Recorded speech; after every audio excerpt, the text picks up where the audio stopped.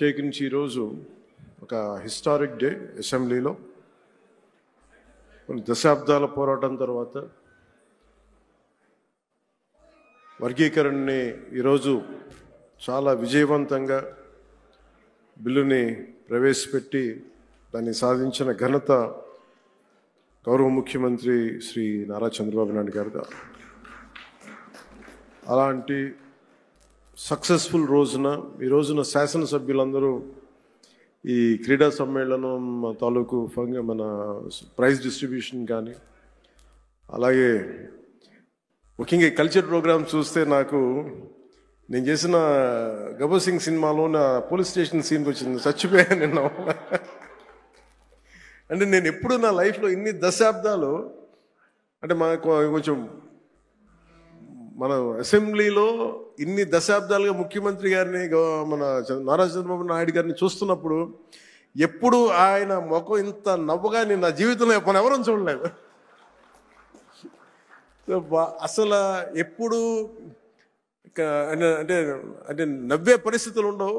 ప్రత్యేకించి ఇందాక మన గౌరవ శాసనసభ్యులందరూ కల్చరల్ ప్రోగ్రామ్స్ చేస్తూ ఉంటే ఒక నియోజకవర్గాన్ని బాధ్యత మోసే ఎమ్మెల్యేకి ఇన్ని బాధ్యతలు ఉంటే 175 నియోజకవర్గాలు, ఆల్మోస్ట్ ఒక ఇన్ని పార్లమెంట్లు, 25 పార్లమెంట్లు, ఒక రాష్ట్రం, ఇన్ని కోట్ల మంది జనం బాధ్యత మోసే వ్యక్తి నవ్వు రావడం అనేది ఉండదు. ఎప్పుడు లోపల ఎలా చేయాలి సమస్యను ఉంటుంది. అలాంటి వ్యక్తికి మీరు, అలాంటి బలమైన నాయకుడికి మీరు నవ్వు కలిగించినందుకు మనస్ఫూర్తిగా మీకు చేతులెత్తి నమస్కరిస్తున్నాం. ఒక సింపుల్గా చెప్పాలంటే మీరు చేసిన performance simple I can say wow. అసలు ఎంత ఆనందాన్ని ఇచ్చిందంటే నేను మర్చిపోయాను. నేను అసలు అంటే నేను ఇంటికి వెళ్ళి కూడా కొన్ని రోజులు నవ్వుకునే పరిస్థితి ఉంది నాకు. అంటే ఇది ఎంత అంటే ఇది మన ఒక్కళ్ళకి ఆనందం కాదు. ఇది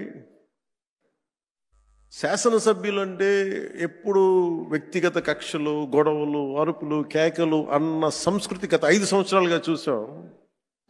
అలాంటిది మనందరం విభిన్నమైన పార్టీలకు చెందిన వాళ్ళం, అందరం కలిపి ఎన్డీఏ కూటమి. అలాంటి ఇదే వేదిక మీద అనుకుంటగా మన ఎన్డీఏ కూటమి మొత్తం ఆ రోజున పురంధేశ్వరి గారు కానీ నేను కానీ అందరం ఆ రోజున గౌరవ ముఖ్యమంత్రి గారిని ప్రతిపాదించినప్పుడు ఒక కొత్త ఆశ కలిగింది. రాష్ట్రానికి 5 కోట్ల మంది ప్రజలకి, దేశానికి ఒక బలమైన, ఒక సమర్థవంతమైన నాయకత్వం ముందుకు వచ్చింది నడిపించడానికని. ఈ రోజున సమర్థవంతమైన నాయకత్వమే కాదు, ఆనందాన్ని పంచే నాయకత్వం కూడా శ్రీ నారా చంద్రబాబు నాయుడు గారిలో చూసాం.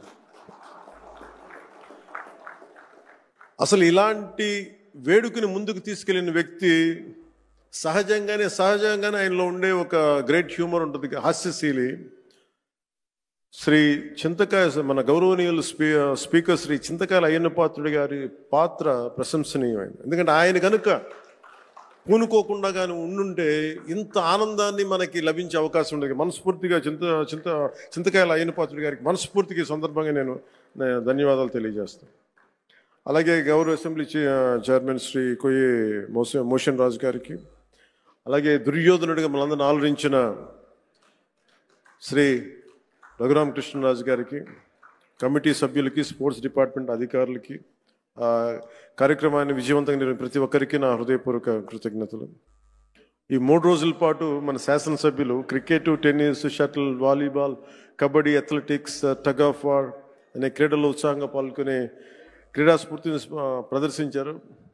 నాకు దురదృష్టవశాత్తు ఏంటో నేను ఎప్పుడు నా క్రీడలు నాకు తెలియదు చిన్నప్పటి నుంచి కూడా. మొట్టమొదటిసారి నాకు కూడా ఒక ఆశ కలిగింది, నాకు కూడా చేయాలనిపించింది. మేము వచ్చే సంవత్సరం ఒక ప్రయత్నం చేస్తాను.